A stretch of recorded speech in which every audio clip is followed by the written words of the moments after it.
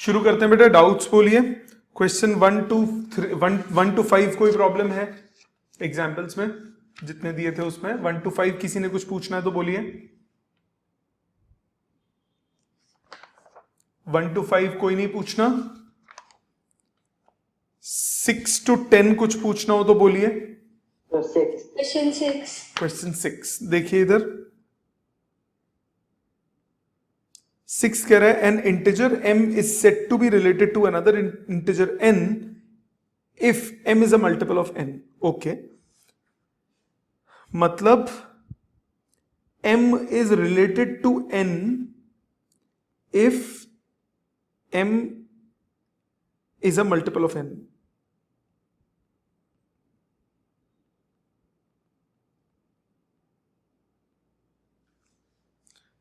ठीक है, m is a multiple of n। अब मुझे एक बात बताओ, m मल्टीपल ऑफ n का मतलब क्या है कि n को अगर मैं किसी नंबर से मल्टीप्लाई करता हूं तो m आ जाता है। m is a multiple of n, तो n के टेबल में m आता है, इसका ये मतलब हुआ। अब मेरे को एक बात बताओ, पहले बात करते हैं रिफ्लेक्सिव की।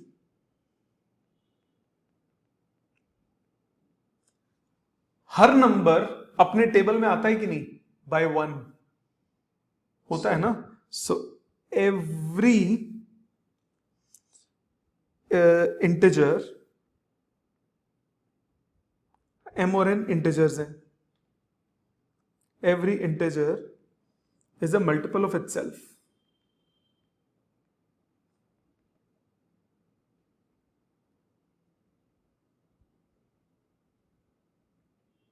Therefore m comma n belongs to relation for all values of m belonging to integers. Therefore it's reflexive. ये बात समझ में आ गई? इसमें कोई डाउट है बेटा? पक्का? अच्छा, अब आ जाते हैं सिमेट्रिक पे। सिमेट्रिक का मतलब क्या होता है? सिमेट्रिक का मतलब होता है अगर m कॉमा n रिलेशन में है तो n कॉमा m होना चाहिए। Okay, if m comma n belongs to relation, this implies m is a multiple of n।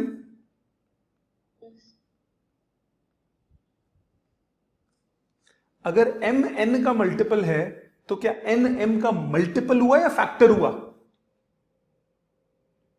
Factor हुआ, मल्टीपल थोड़ी ना हुआ, फैक्टर हुआ।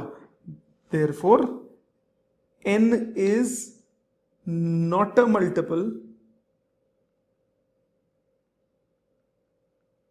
Of m। Therefore n comma m does not belong to relation. For example, कोई example लेते हैं। मैंने बोला m is a multiple of n, 10 is a multiple of 2,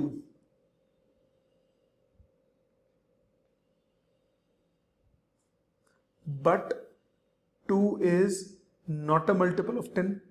हाँ कि ना?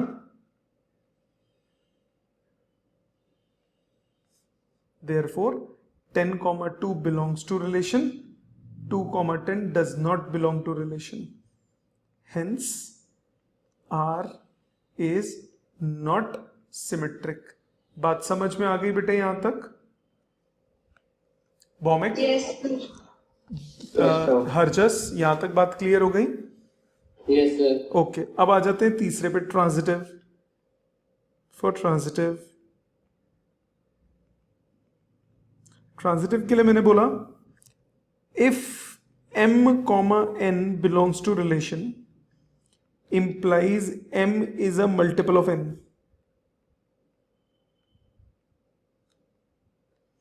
if n comma mn r mn p ले लो belongs to relation implies n is a multiple of p।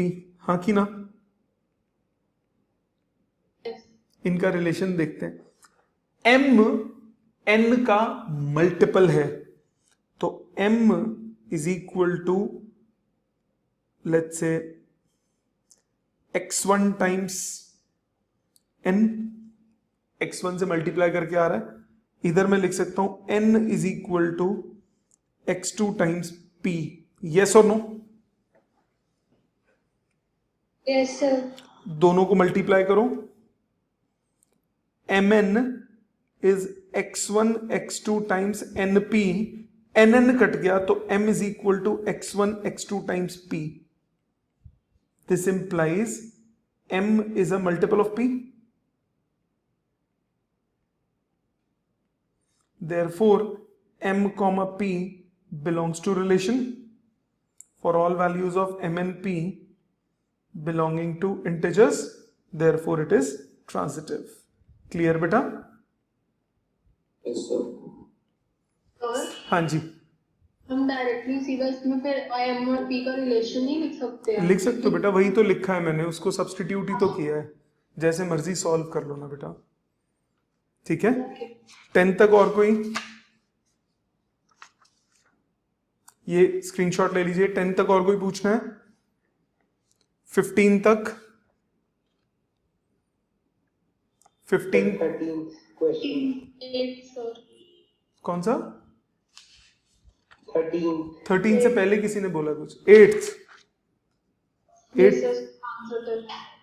करा तो ट्रांजिटिव, बाकी सारा हो गया. हाँ जी. ट्रांजिटिव एग्जाम्पल से कर लो. 1 प्लस ए बी अगर पॉजिटिव है, 1 प्लस बी सी अगर पॉजिटिव है, तो 1 प्लस ए सी का डायरेक्ट रिलेशन तो निकलता नहीं. तो कोई एग्जाम्पल लो बेटा इसमें. ठीक है, कोई एग्जाम्पल लेके करो. सर आपने कॉमन एग्जांपल बताया था. नहीं, इसका नहीं था वो. A greater than B square और B A greater than equal to B cube, वो अलग क्वेश्चन था बेटा. इसका नहीं था, 8th का नहीं था. ठीक है, इसका ले लो 1/2, 1 plus A B, so 1 plus 1 into half, positive आ गया. फिर ले लो हाफ और आगे ले लो 1 प्लस ए बी, या हाफ नहीं, हाफ से छोटा चाहिए होगा. 1 प्लस 1/4 ले लो, 1/4 और -2, सो 1 प्लस 1 इंटू 1/4 पॉजिटिव हो गया. 1 प्लस 1/4 इंटू -2 ये भी पॉजिटिव हो गया. हाँ, 1/2 और -1, 1/4 और -2 ये ले लो. 1 प्लस 1 इंटू 1/4 पॉजिटिव हुआ. 1 प्लस 1/4 इंटू -2 ये भी पॉजिटिव आएगा, 1 माइनस हाफ. और 1 प्लस 1 इंटू -2 ये ग्रेटर देन 0 फॉल्स हो जाएगा. ठीक है, सर. 11th बोला. इसके बाद कौन सा बोल रहे थे, 11th या 13th? 13th. 13th. 13th. 13 देखिए. The given relation R is defined on the set of real numbers as A related to B implies A R B, मतलब क्या हुआ इसका? A, B belonging to relation. A की मतलब होता है दोनों लिखने का. A R B मतलब A is related to B by relation R. इसको हम A, B belonging to R भी लिख सकते हैं. कहता है इसका मतलब क्या है? mod of A less than equal to B. इसका ये मतलब है. अब मुझे बताओ, mod of A less than equal to A होगा कि नहीं होगा? होगा? Yes, sir. होगा, सोच लो. हो भी सकता है, नहीं भी हो सकता. नेगेटिव के लिए नहीं होगा, Yes, sir. नेगेटिव नंबर्स के लिए नहीं होगा. सेट ऑफ रियल नंबर्स है, नेगेटिव नंबर्स के लिए नहीं होगा. तो रिफ्लेक्सिव के लिए जब आप चेक करोगे, रिफ्लेक्सिव के लिए जब आप चेक करोगे तो आप बोलोगे, एग्जाम्पल ले लो, mod of a less than equal to a may not be true. For example -5 ले लो, mod of -5 less than equal to 5 less than equal to -5 is not true. हाँ, अगर पॉजिटिव नंबर्स दिए होते तब ये ट्रू होता, नेगेटिव नंबर्स के लिए ट्रू नहीं होगा. Therefore A, A does not belong to relation for all values of A belonging to real numbers. Therefore it is not reflexive. पहला क्लियर? पहला क्लियर? Yes, sir. सर एक चीज हमें हम कब एग्जांपल लेते हैं, कब बेटे नहीं लेते? गलत प्रूव करने के लिए एग्जाम्पल ले सकते हो, सही प्रूव एग्जाम्पल से नहीं, सही वेरिएबल से करना होता है। सर अगर गलत भी हम वेरिएबल से कर सकते हैं तो कर सकते हैं ना? गलत प्रूव अगर कर सकते हो तो कर सकते हो। सिमेट्रिक चेक करते हैं। सिमेट्रिक अगर चेक करेंगे तो हम क्या बोलेंगे, late a comma b belongs to relation implies determinant of a determinant कह रहा हूं, mod of a less than equal to b, ये हमें गिवन है for all values of a b belonging to real numbers। अब ये बताओ अगर mod of a b से छोटा है तो जरूरी है mod of b a से छोटा हो? No. हाँ sir. Therefore mod of b less than equal to a may not be true। अब इसको एग्जाम्पल से ही करना पड़ेगा क्योंकि ये मैथमेटिकल ऑपरेशन से तो होगा नहीं। मे not be true. For example कुछ भी ले लो, कोई नंबर लो, a को ले लो 2 ले लो, b को 5 ले लो। सो mod of 2 less than equal to 5 but mod of 5 less than equal to 2 is not true। ठीक है कि नहीं? therefore it is not symmetric। यहां तक बात समझ में आ गई? यहां तक सबको क्लियर है? Yes, अब sir. आ जाते हैं ट्रांजिटिव पे।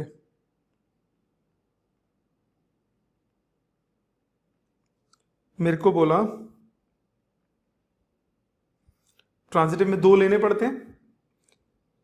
If a comma b belongs to relation, this implies mod of a less than equal to b and b comma c belongs to relation implies mod of b less than equal to c। अब a और c का relation चाहिए। मेरे पास आ गया mod of b हमेशा b से तो बड़ा ही होगा, हाँ कि ना? या इक्वल हो सकता है, पॉजिटिव नंबर्स के लिए इक्वल होगा, नेगेटिव नंबर के लिए बड़ा होगा, मानते हो? Yes, sir. So you may write mod of a less than equal to b आपको गिवन था, और b हमेशा छोटा होगा mod of b से, जो कि छोटा दिया हुआ है mod of c, जो कि छोटा दिया हुआ है c से, हाँ कि ना? Because b mod of b is always greater than equal to b, isn't it? हाँ कि ना?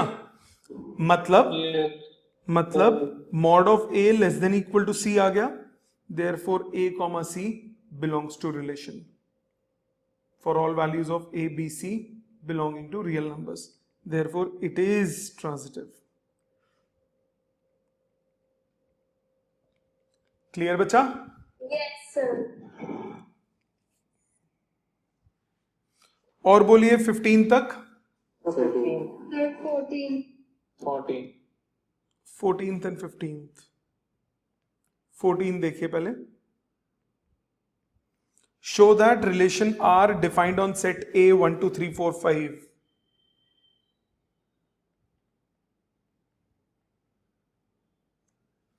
given by R A comma B such that mod of A minus B is even। तो दोनों इवन या दोनों ऑड होने चाहिए एक साथ, इज एन इक्वलेंस रिलेशन। पहले रिफ्लेक्सिव पे आते हैं। मॉड ऑफ a माइनस ए हमेशा 0 होगा, which is divisible by 2। Even का मतलब यही होता है ना, डिविजिबल बाय 2 होना चाहिए। Therefore a comma a belongs to relation for all values of a belonging to capital A। Reflexive हो गया। सिमेट्रिक पे आते हैं।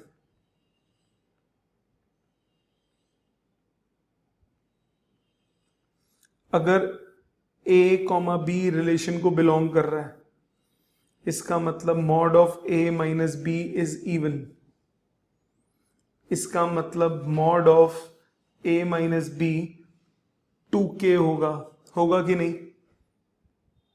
इसका मतलब a minus B plus minus 2k होगा, इसका मतलब b minus a minus plus 2k होगा, इसका मतलब mod of b minus a 2k हो जाएगा.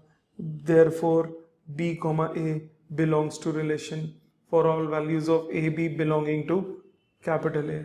Therefore symmetric. यहां तक सबको क्लियर है? यहां तक Yes, सबको sir. क्लियर है? दूसरे पे आते हैं. इसमें हम k को पॉजिटिव ले रहे हैं, वेयर k इज पॉजिटिव. दूसरा ट्रांजिटिव, तीसरा इसमें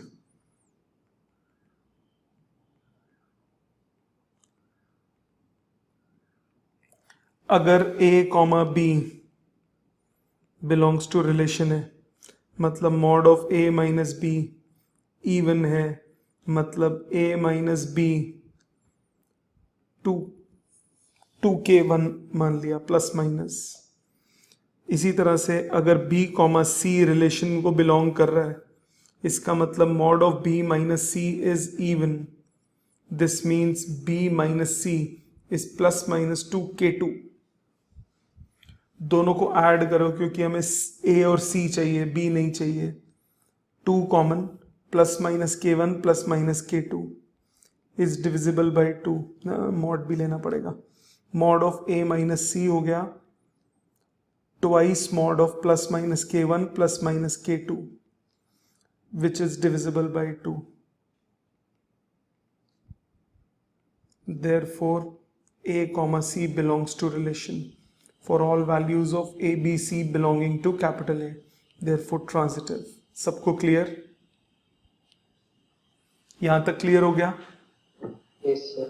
अब इसके बाद भी बोला है कुछ. Show that all elements 1 3 5 are related to each other and all element 2 4 are related to each other but no element of 1 3 5 is related to element 2 4. अब मुझे बात बताओ आप छोटी सी. Since difference between any two elements is even, therefore both the elements must be even or odd. हाँ कि ना? हाँ कि ना? It is not possible to have one element even and other element odd. Therefore, elements 1, 3, 5 are related with each other. Also, elements 2, 4 are related to each other, and no element of 1, 3, 5 is related to element of 2 4. समझ में आ गई बात? Clear हो Yes, गया? sir. ये है question number 14. Screenshot ले लीजिए इसका. ये एनसीईआरटी का क्वेश्चन है. 14 के बाद 15th हो गया. No, sir. Sir, 15 का ट्रांजिटिव वाला पार्ट. Yes, sir. बेटा इतना सा पानी लो, डूब मरो. देखो इधर ध्यान से. कल सिमिलर क्वेश्चन किया था, बिल्कुल मॉड नहीं था, सिर्फ मॉड देख के ऐसे डरते हो कि पता नहीं क्या हो गया क्वेश्चन में. आपको बोला रिलेशन है इंटीजर्स का a comma b such that mod of a minus b less than equal to 5. अच्छा इक्वल टू 5 नहीं है, लेस देन इक्वल टू 5 तो भी फर्क नहीं पड़ता. लेस देन इक्वल टू 5 बोला तो a माइनस a तो 0 होगा हमेशा. रिफ्लेक्सिव के लिए क्या बोलोगे? a comma a belongs to r because a minus a is 0 which is less than equal to 5. Reflexive हो गया. यहां तक तो क्लियर होगा भौमिक? Yes, sir. सिमेट्रिक पे आओ. If a comma B belongs to relation, इसका मतलब mod of a minus B आपको 5 दिया, sorry less than equal to 5 दिया हुआ है. दिया हुआ है mod of a minus B less than equal to 5.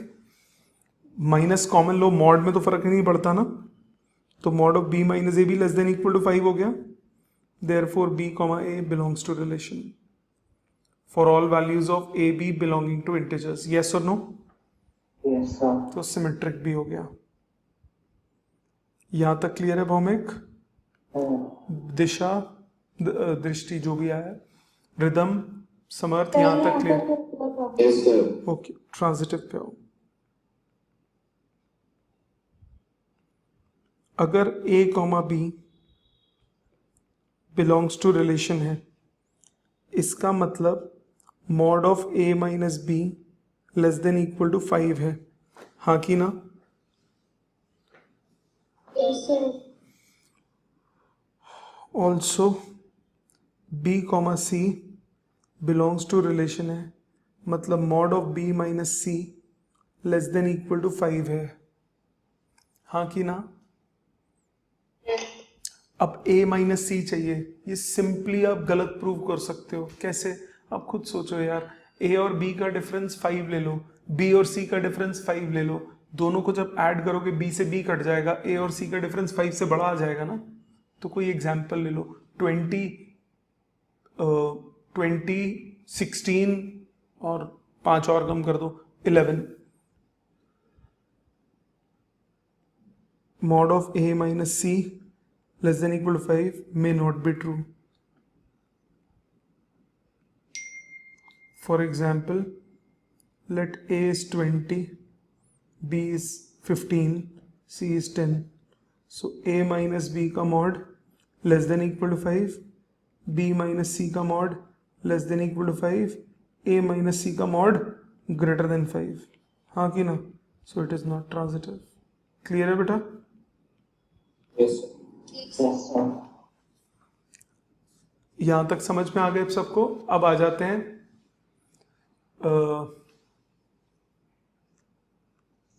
16th, नहीं ये कौन सा था? 15 था. स्क्रीनशॉट ले लीजिए इसका. आ जाते हैं क्वेश्चन नंबर 16 पे. अब ये 16, 17 ये थोड़े से डिफरेंट क्वेश्चंस हैं.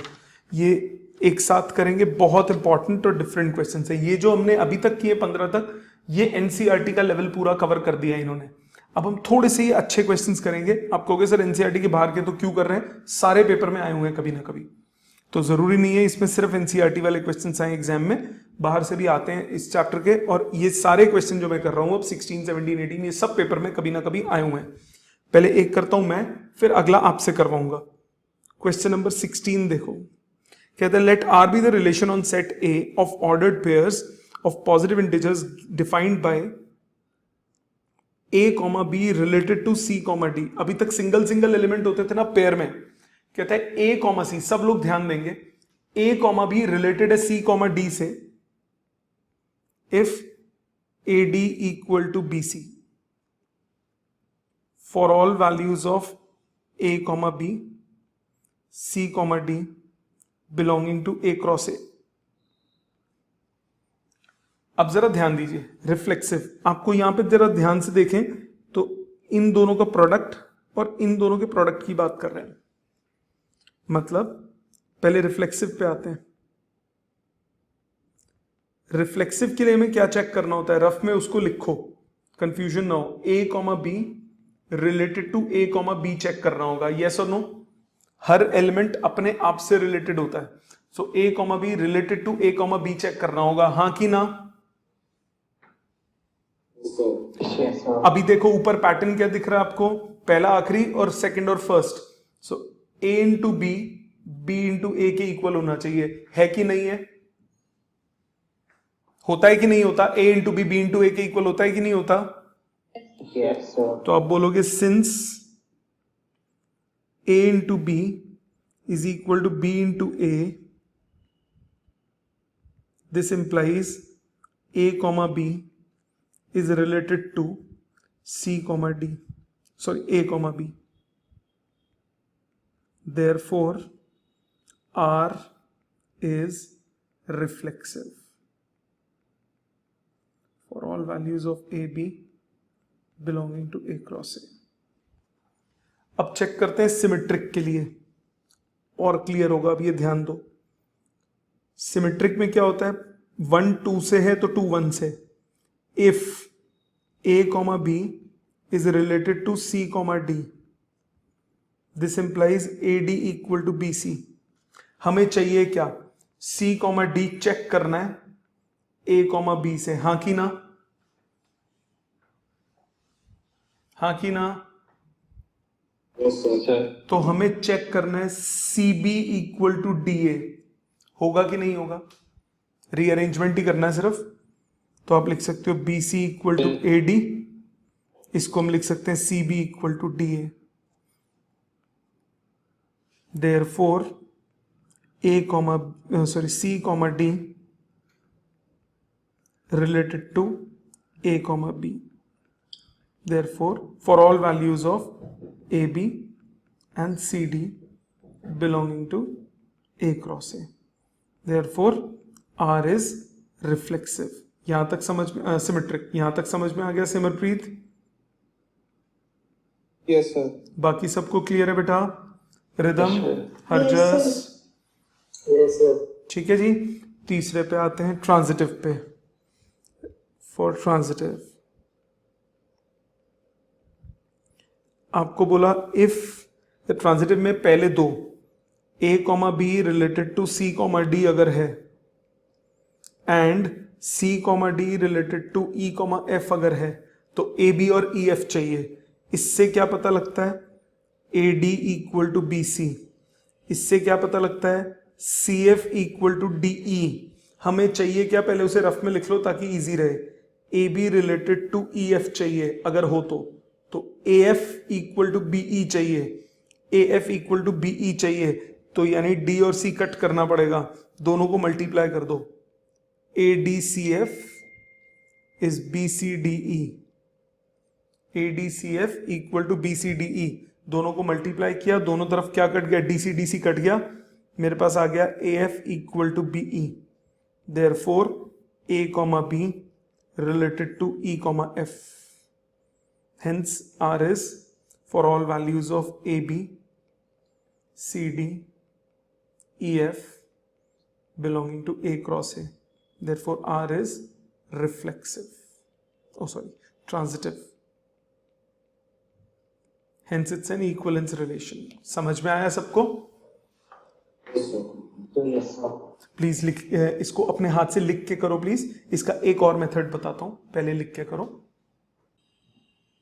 सर हो गया। बाकी सबको समझ में आ गया बेटा? और देखिए अब इसका दूसरा मेथड देखो, हम इसको थोड़ा सा रीअरेंज भी कर सकते हैं। मैं इस रिलेशन को मुझे दिया है, ये रिलेशन मुझे दिया हुआ है A comma B related to C comma D if AD equal to BC, ये दिया हुआ है। आप इसको अरेंज भी कर सकते हो, आप इसे ऐसे भी लिख सकते हो A by B equal to C by D। आप इस तरह से प्रोसीड भी कर सकते हो। अब आप क्या बोलोगे, अगर ऐसे रिफ्लेक्सिव के लिए करना होगा तो क्या करोगे, A by B equal to A by B, therefore reflexive. मैं शॉर्ट में लिख रहा हूं। इसी तरह सिमेट्रिक के लिए A बाई बी अगर C बाई डी के इक्वल है तो C बाई डी को आप A बाई बी के इक्वल लिख सकते हो, सिमेट्रिक हो गया। ट्रांजिटिव के लिए A by B C by D के इक्वल है, C by D E by F के इक्वल है, तो इससे A by B E by F के इक्वल हो गया, ट्रांजिटिव प्रूव हो गया। ये ज्यादा इजी रहता है। तो ए बी वाली टर्म्स को इकट्ठा लिख लो, सी डी वाले को अलग कर लो।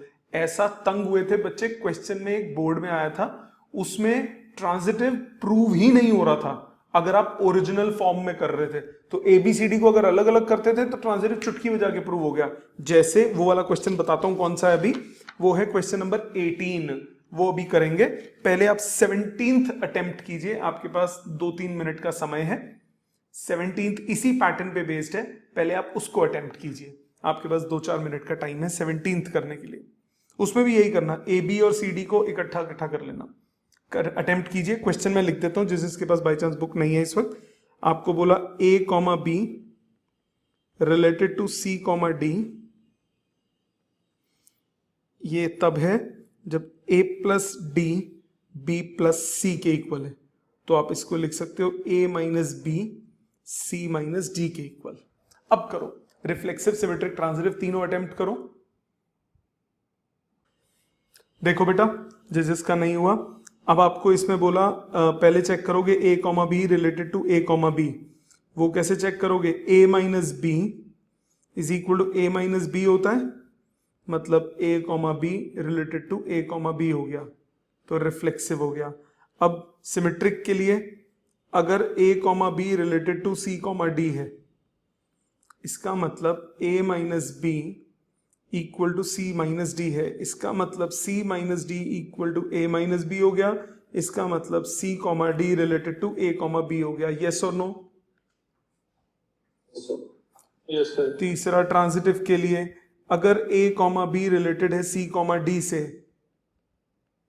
मतलब a minus B C minus D के बराबर है। b c comma D related है e कॉमा एफ से, मतलब c minus D E minus F के बराबर है।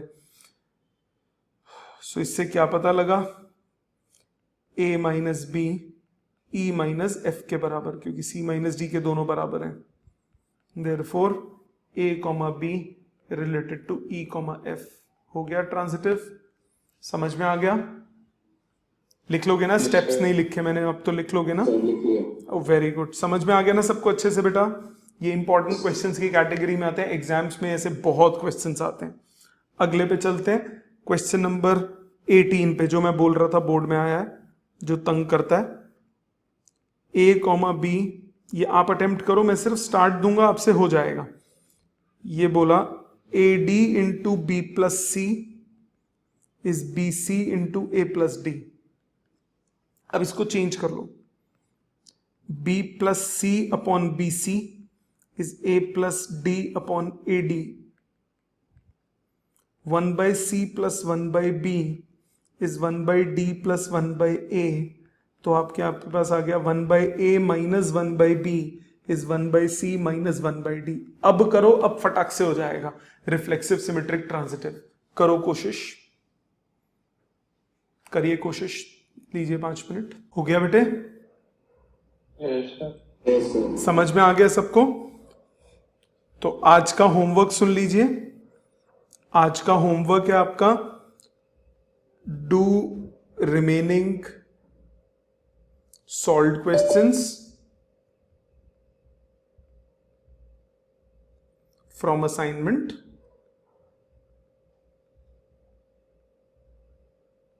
नंबर 1। नंबर 2, दूसरा काम छोटा सा ये है, एनसीईआरटी से आपको एक्सरसाइज 1.1 विद एग्जाम्पल्स ये पूरे करने हैं। असाइनमेंट के भी एक्सरसाइज नहीं करनी, पहले एनसीईआरटी की। ये 2 छोटे छोटे काम आपको कंप्लीट करने हैं। अच्छा, बुक्स ज्यादातर के पास तो नई वाली होगी, बट हो सकता है किसी एक आध के पास पुरानी ना चली गई हो। एग्जाम्पल 22 तक है, देखना जरा, सबके पास है 22 तक? Yes sir. Yes sir. Yes sir. ठीक है। बाई चांस किसी के पास 21 तक हो, क्योंकि एक इस साल मैंने ऐड जो किया है वो छूट गया होगा, अगर किसी के पास अगर पिछले साल वाली बुक होगी तो क्योंकि वो 4-5 मिक्स थी, मुझे ध्यान नहीं कहीं किसी को ना चली गई हो। वैसे मैंने कोशिश की थी कि ना दूं वो। ठीक है जी, ये कंप्लीट कीजिए, मिलते हैं नेक्स्ट क्लास में। Thank you very much.